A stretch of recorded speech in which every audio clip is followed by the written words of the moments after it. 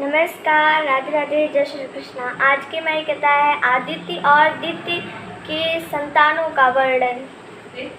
कश्यप जी की दो पत्नियां थीं, एक का नाम था आदित्य और दूसरी का नाम था दिति।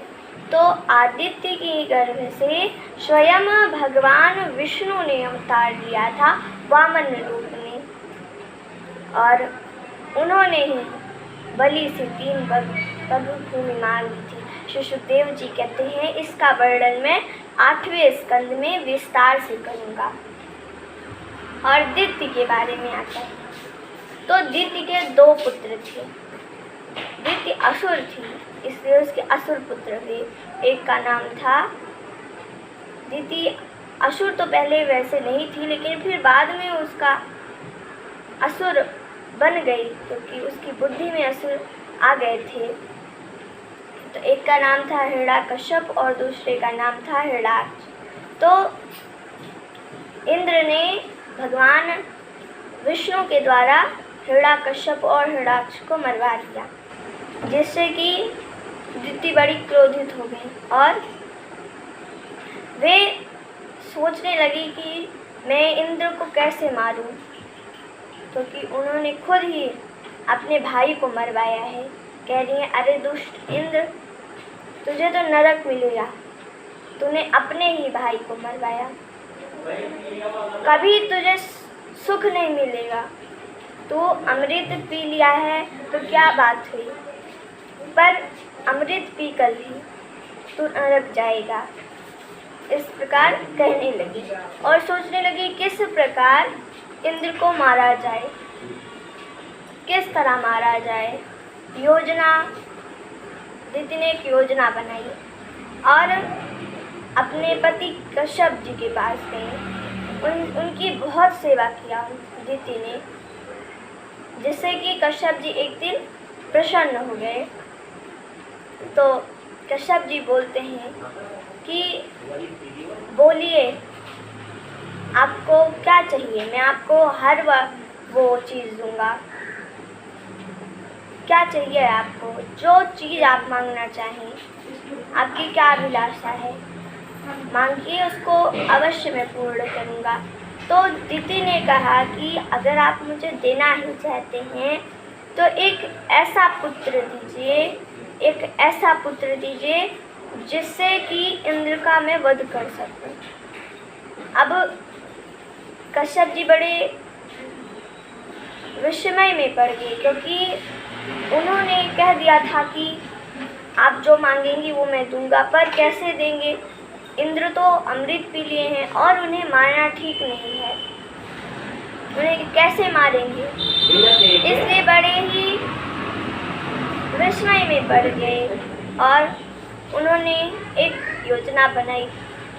दिति से बोले कि ठीक है, तुम्हें अगर चाहिए एक पुत्र इंद्र को मारने वाला, तो तुम्हें एक कार्य करना पड़ेगा। 1 वर्ष तक तुम्हें पुंसवन विधि के अनुसार व्रत रखना पड़ेगा, भगवान की पूजा करनी पड़ेगी। और अगर उसमें 1 वर्ष में एक भी दिन या एक भी क्षण कोई त्रुटि हुई तो तुम्हारा पुत्र जो होगा वो इंद्र का मित्र बन जाएगा, इंद्र का शत्रु नहीं, इंद्र का मित्र बन जाएगा। दिति जो थी वो बड़ी ही दृढ़ थी। उन्होंने कहा ठीक है, मैं ये व्रत करूंगी, और इसलिए विधि बता दी। कश्यप जी ने उन्हें विधि बता दी सारी, जिस प्रकार विधि होती है वो उस व्रत करने की। तो वे उसी तरह व्रत करती रहीं। लेकिन इंद्र ने देखा कि ये तो मैं अब नहीं रह पाऊंगा, ये तो एकदम ठीक कर रही हैं, इनमें तो कोई त्रुटि नहीं हो रही है, अब तो मेरा वध करने वाला प्रकट हो जाएगा। इसलिए वे दिति के पास भेष बदल कर आए और दिति की बहुत सेवा करते। जब वो पूजा करती तो उनके लिए पुष्प लाते, उनको हवन करने के लिए समिधा की आवश्यकता पड़ती, समिधा लाते, जो चीज़ वो मांगती, लकड़ी इत्यादि सारी चीज़ें लाते वे। और दिति भी उनसे बहुत प्रसन्न थी।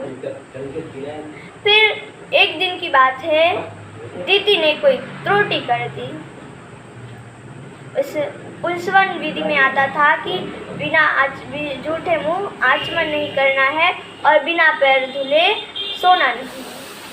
लेकिन उन्होंने इसका उल्टा कर दिया, झूठे मुंह आचमन कर दिया और पैर भी बिना धुले सो गई।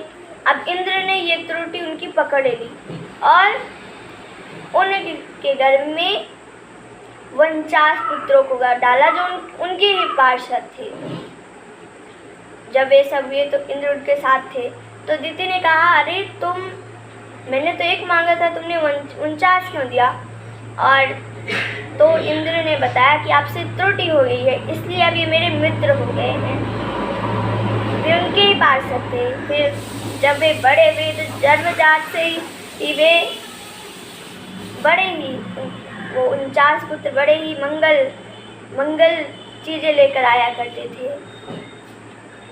तो इस प्रकार इंद्र ने फिर उन्हें अपने देवता में शरण दे दी, उन्हें देवता बना लिया। इस प्रकार आज की कथा हमारी यही समाप्त होती है और कल हमारा अष्ट स्कंद शुरू होगा। आज सप्त स्कंद समाप्त हो गया और कल अष्टम स्कंद शुरू होगा। धन्यवाद। राधे राधे। जय श्री कृष्ण।